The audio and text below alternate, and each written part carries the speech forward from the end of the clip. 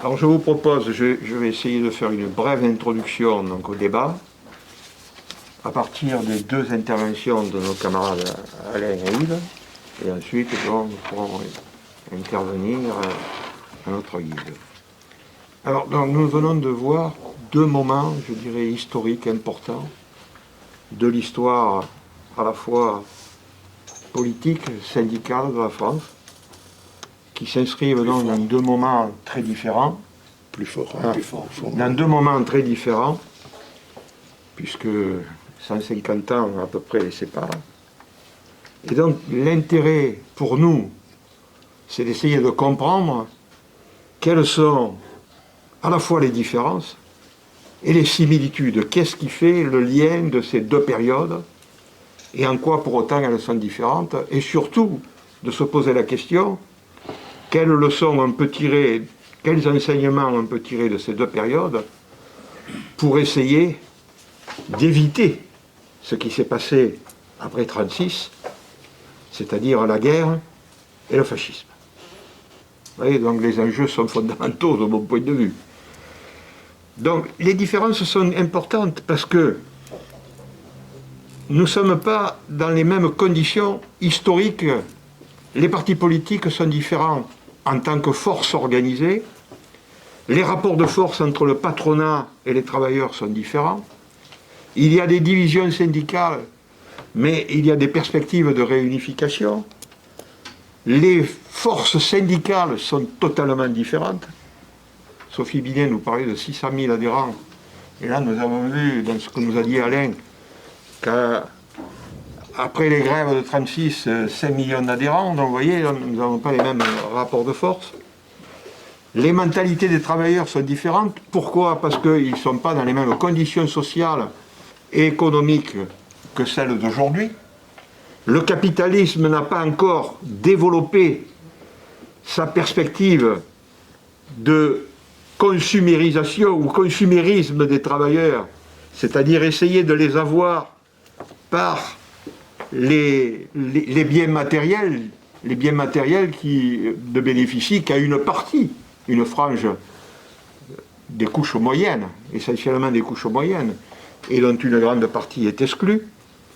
Mais enfin, capitalisme qui a réussi au fil des ans, notamment après ce qu'on a appelé les 30 glorieuses, à faire en sorte que s'installe petit à petit dans les têtes l'idée que ce capitalisme, finalement, on peut l'aménager, mais la question de la sortie n'est pas vraiment posée par l'ensemble, je dirais, du corps social, de toutes les forces des travailleurs qui se battent de manière un peu d'ailleurs dispersée.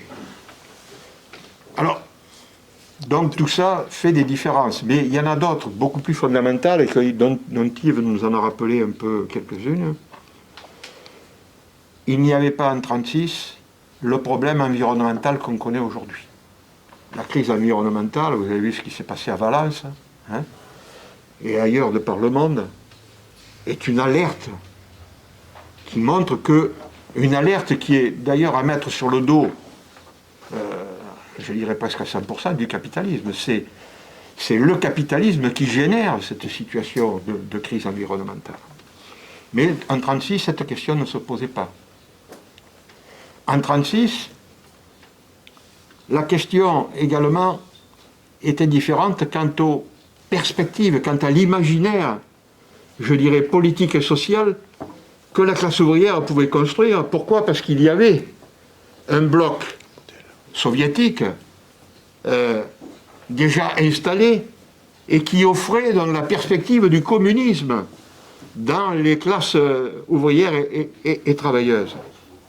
Donc, on ne se battait pas avec la même perspective. Aujourd'hui, malheureusement, les travailleurs, à cause peut-être aussi en partie de l'expérience douloureuse de cette étape soviétique qui s'est soldée finalement par un échec, n'incitent pas les travailleurs à se projeter dans un imaginaire différent. Et pourtant, quand on y regarde de près, de tas de choses se passent. Bon, Yves nous en a rappelé un peu le contexte.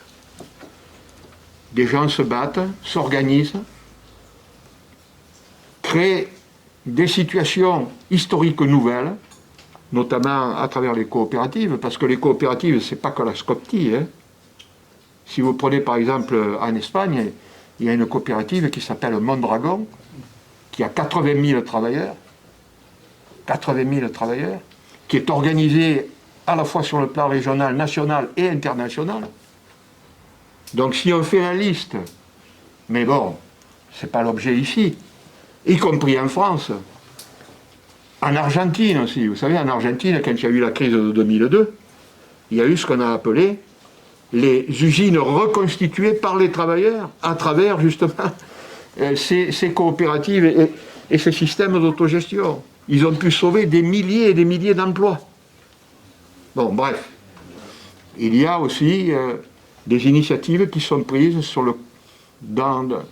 avec les circuits courts, les solidarités entre les personnes, etc., les monnaies locales. Enfin, on pourrait citer tout un panel qui fait que, faute peut-être d'un imaginaire aussi important que celui qu'il avait en 1936, se reconstruit progressivement sur le terrain des imaginaires qui se fabriquent à partir des expériences de solidarité et d'action des citoyens et des travailleurs. Et ça me paraît très important de le souligner.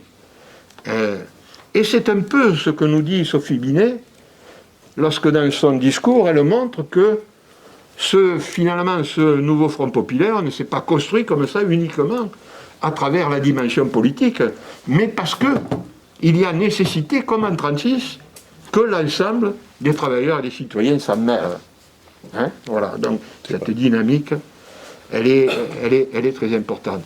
Enfin, je terminerai, qu'est-ce qui fait finalement, malheureusement, indépendamment de ces différences, les convergences entre ces deux périodes, eh bien, c'est que ces deux périodes de crise systémique du système capitaliste et qui semblent, pour le capitalisme, ne pouvoir se solder qu'à travers le fascisme et la guerre. Et toute la question, c'est un peu ce que je disais à l'introduction, c'est de savoir si aujourd'hui, on peut créer un rapport de force qui permette, à la fois au niveau national, mais au niveau international, il va montrer que tout ça est bien lié avec un contexte géopolitique très dégradé, je ne vais pas en faire l'inventaire, mais c'est un peu... nous souhaiterions, à l'IHS, on en a un peu discuté, que c'est autour de ces questions fondamentales que nous essayons d'intervenir dans le